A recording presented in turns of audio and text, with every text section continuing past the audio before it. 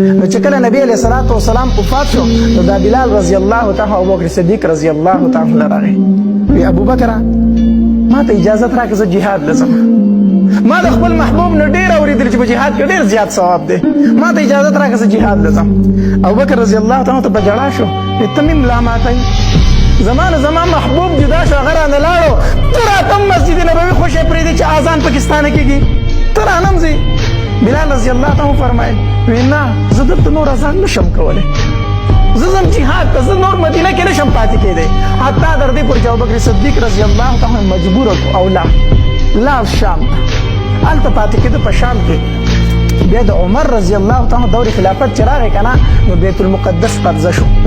شام قبضه شو نو عمر رضی الله تعالی وویل وی دلته کې زموږ یو ملګری پاتې کېږي بلال ورته ویلی شي مؤذن رسول ورته ویلی شي مال هغه راولئ چې په بیت المقدس کې اذان وکړي نو خلک ورته وایي امیر المؤمنین هغه په جهاد کې شریک دی ستا په غازیانو کې ولاړ دی وی کوم دی وی دی وی بلال راشه که نه راشه نو په بیت المقدس کې هم بلال رضی الله تعالی لومبې اذان وکړو ګوره ورته ښه په بیت المقدس کې هم لومبې اذان چا وکړو بلال رضی الله وکړو نو عمر رضی الله تعالی ته ډېر مینت وکړو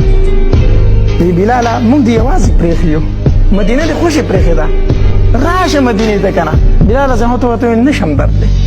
زه نشم درتلی ما ته خپل محبوب یادېږي مدینه ډېره مبارکه ځمکه ده خو زه هلته برداشت نشم کولی چې درشمه نشم برداشت کولی رانغی خو چې شپه شوه اوده شو که نه نو د شپې خوب ویني نو نبی علیه الصلاة والسلام ورله په خوب کې راغی نو نبی علیه الصلاة والسلام ورته فرمایي بلاله ډېر بې وفایي ښه بلاله ډېر بې وفایي زما د مرګ نه دې وروسته زما کلی پرېښودو دا دومره بې وفایي زما د روزي خوال هم نه راځي نو چې سار بلال رضی الله تعالی راویښ شو نو خپله کډه راوغسته وی زه ځم مدینې ته زما دوست ګیله کړې زه ځم مدینې ته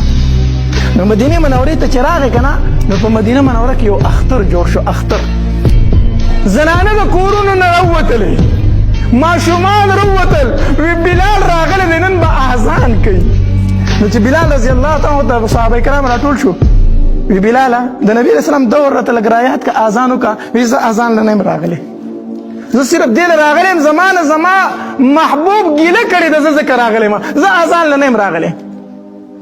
کسان لاړو حسنینو ته یې وویلو د نبي علیه السلام چې کوم نوسي و که نه حسن او حسین رضی الله وی تاسو ورته ووایئ نو اذان به وکړي نو حسنین چې راغله د بلال رضی الله نه لاسونه تاو کړو وی کاکاجي ډېره موده پس راغې شابه زمونږ د نیکه د یاد تازه کړه شابه اذان وکړه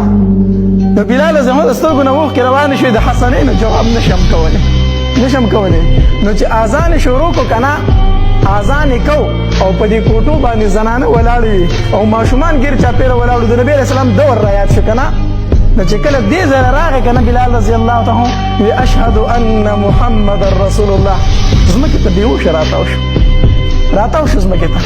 اذان په نیمه کې پاتې شو نو چې کله په هوش کې راغی که نه نو ما درته نه وویل زه اذان نشم کولی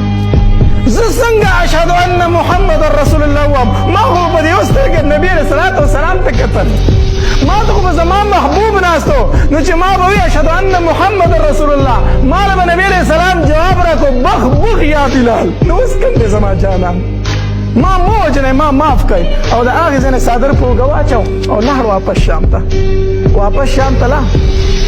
بیا هلته کې دفن شوی دی